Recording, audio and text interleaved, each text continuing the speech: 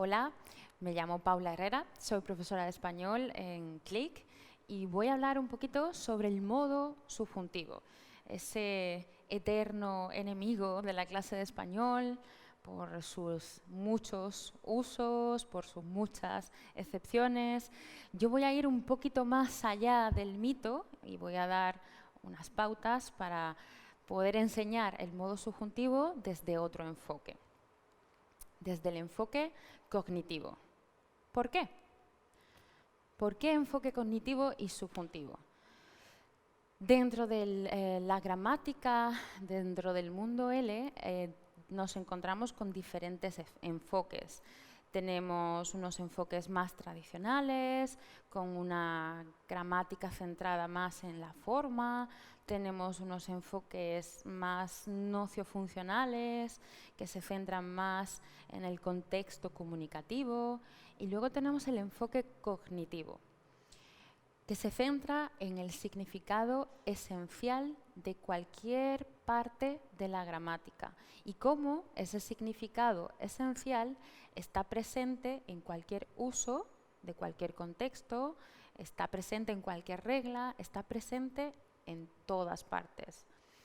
¿Por qué resulta pedagógico el enfoque cognitivo en la alternancia de modos indicativo y subjuntivo?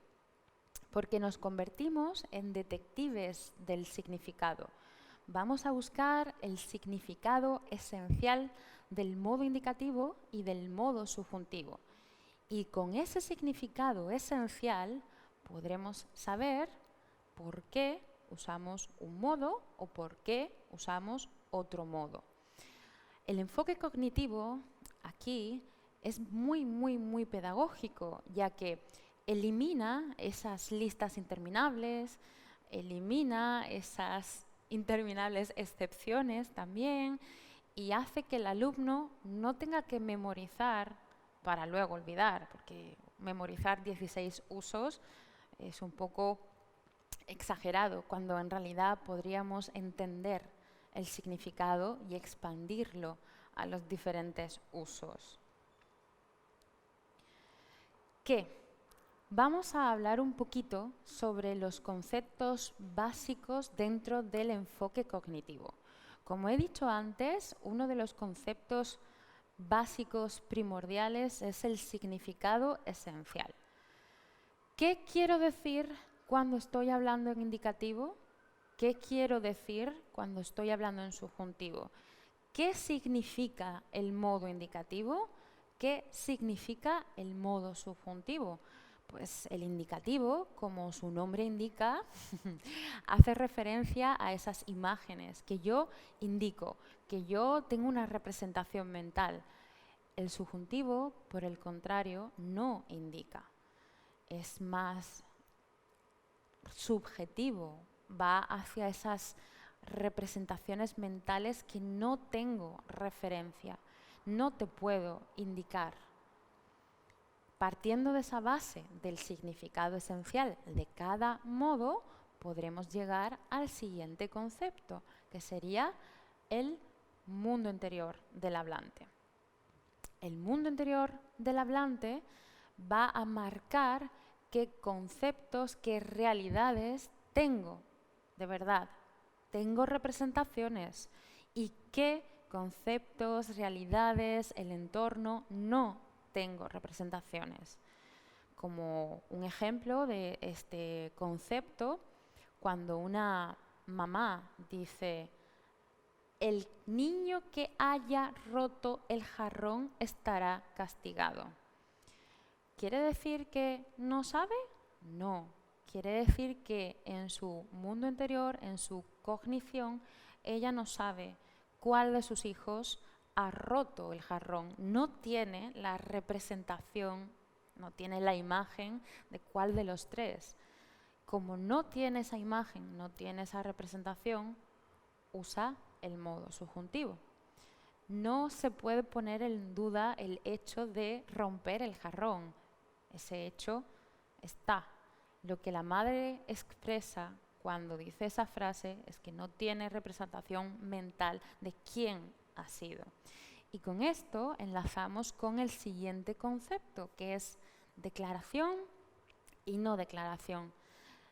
Estos dos aspectos sobre los modos serán claves, serán básicos. La declaración corresponde al modo indicativo. Cuando el hablante tiene la intención de declarar una representación, un hecho, usará indicativo. Cuando el hablante no quiere declarar porque no tiene la representación o cualquier situación, usará el subjuntivo. ¿Cómo podemos llevar esto a la clase? Porque partimos de un concepto, ¿no?, de la cognición humana y ahora queremos llevar esto a clase. Pues con actividades que funcionan, no actividades que funcionen. Yo estoy declarando que son actividades que funcionan. Son significativas y significantes. ¿Por qué esta redundancia? Porque quiero hacer hincapié en que deben ser actividades llamativas para el alumno y además deben estar cargadas de significado. Deben tener el significado centrado en la forma del subjuntivo, porque forma y significado deben conectar. En el momento que el alumno conecta esa forma con ese significado, empezará a entender qué quiero decir cuando uso el modo subjuntivo. También deben de ser reales. El alumno debe interpretar que los hablantes españoles usamos indicativo y subjuntivo por una cuestión de intención. Yo quiero declarar, usaré indicativo. Yo quiero no declarar, a lo mejor quiero hacer un deseo o una petición. Eso es una no declaración. Pero lo usamos independientemente. No son usos, no son contextos enlatados, son contextos reales y muy cotidianos.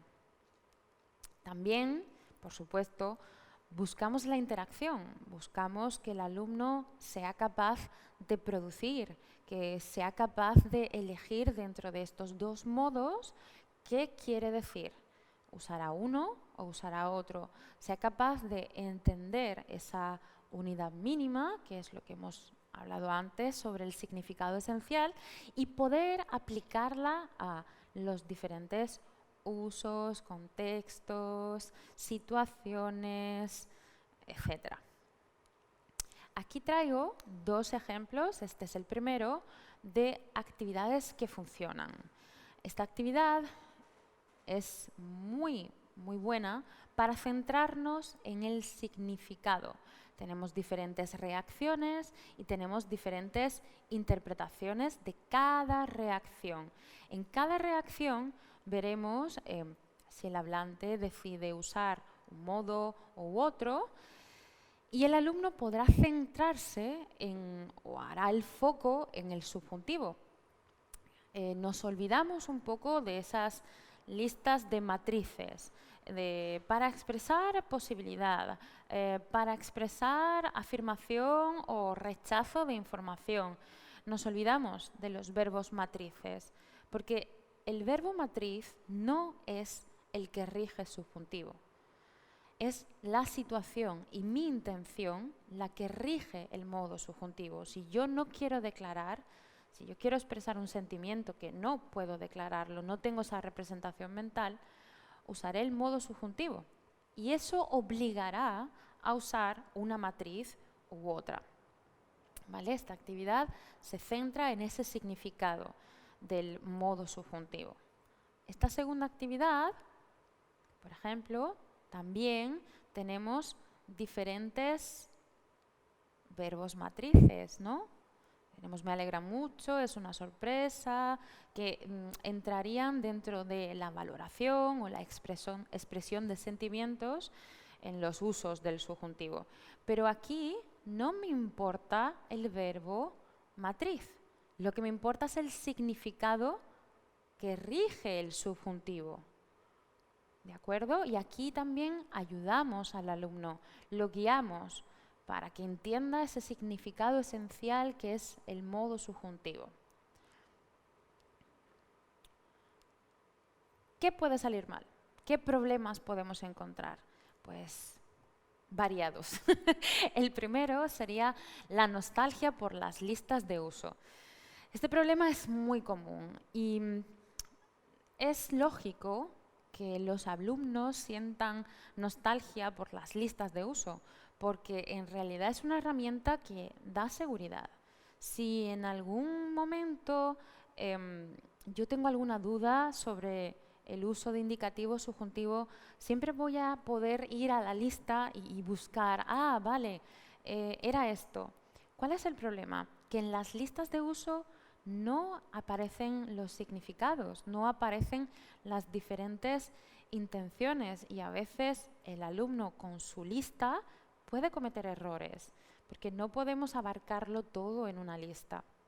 Además de que no resultan muy pedagógicas las listas de usos. Si un estudiante tiene que memorizar 16 usos diferentes con 5 excepciones por cada uso, no es pedagógico, no facilitamos el proceso, al revés, lo estamos empeorando. Además, debemos luchar contra los alumnos que tienen un cierre total sobre el tema abstracto.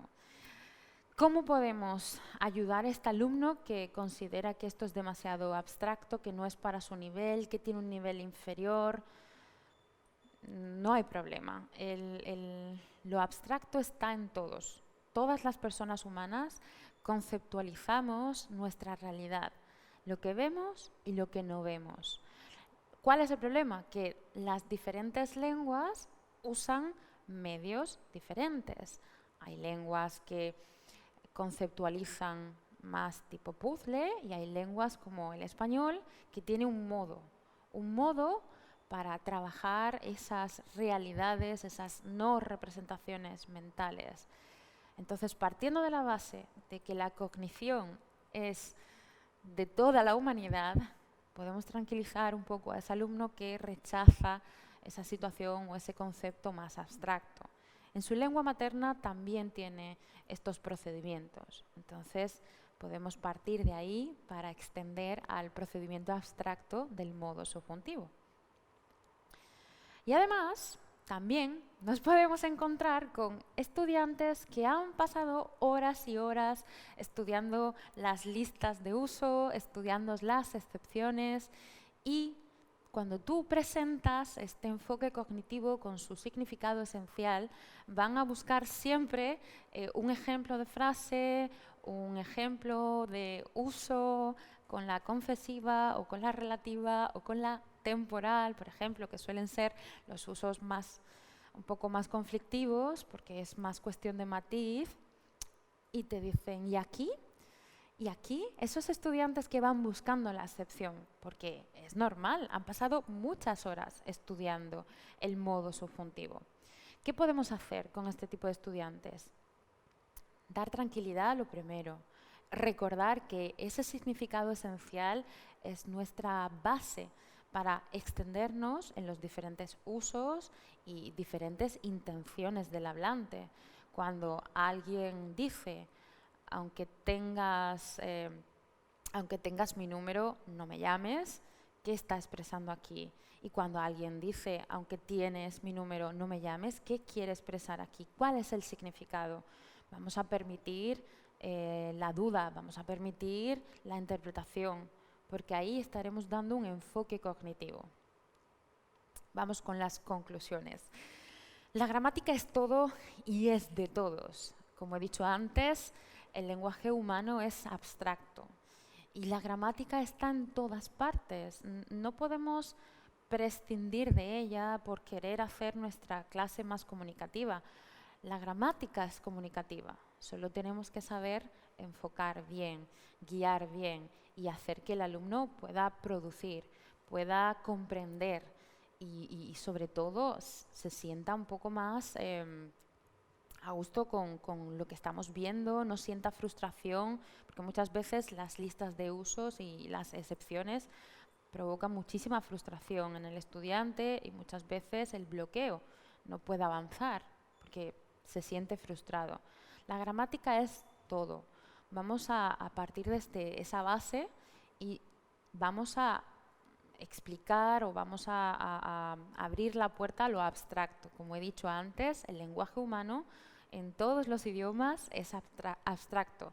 Tiene mecanismos que nos ayudan a representar nuestra realidad y esos mecanismos son abstractos. Hay lenguas que lo hacen de una forma y lenguas que lo hacen de otra. ¿Por qué no vamos a relacionar una estructura con un modo? ¿Por qué no? Si el significado esencial es el mismo. Pues vamos a partir de ahí para tranquilizar a nuestros estudiantes, que lo abstracto no es lo más difícil. También vamos a guiar para buscar y entender el significado. El profesor aquí no es un profesor que siente cátedra, no es un profesor que haga discursos, es un profesor que guía, es un profesor que con una clase bien estructurada y con unas instrucciones muy claras guiará al alumno para que se centre en esa búsqueda y entendimiento del significado.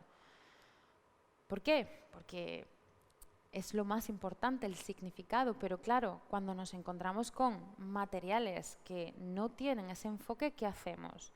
Pues no lo vamos a desterrar porque hay materiales muy buenos, hay materiales funcionales, comunicativos que tienen muchísimo significado, muchísima comunicación. ¿Por qué vamos a desterrarlos? No, aquí el papel del profesor es adaptar un poco ese material a un enfoque más cognitivo. Es tarea del profesor guiar esas instrucciones, es hacer la pregunta correcta para que el alumno se centre en esa búsqueda de ese significado esencial, de esa no declaración que tenemos con el subjuntivo.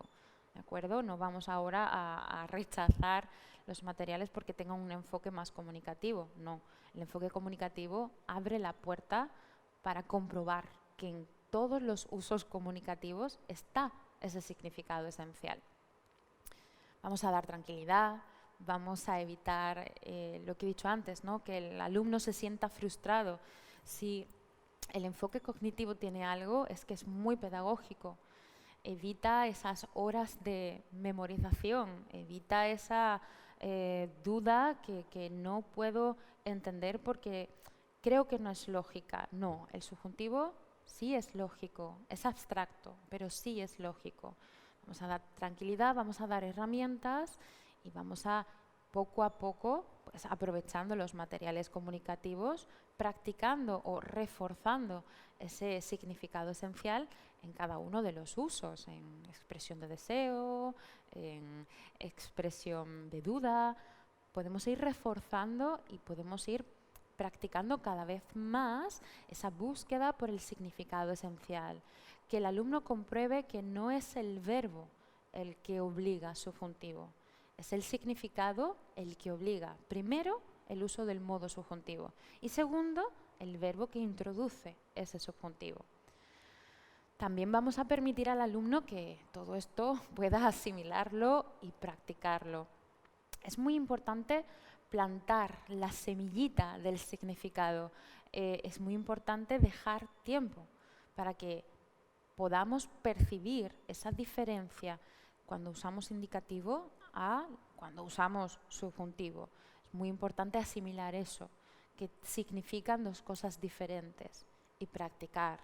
Primero, más guiado y después, cuando el alumno tenga un poco más de soltura y conciba mejor ese significado, una práctica más libre. Pero siempre primero partimos de la base de una clase de gramática guiada, en la que nos centremos en ese foco, ese subjuntivo, ese significado. ¿De acuerdo? Y también, muy importante, dentro de esa práctica, permitir el error, permitir que el estudiante se equivoque, porque en ese error podremos también entender el significado. A ver, en esta frase, ¿tú qué querías decir?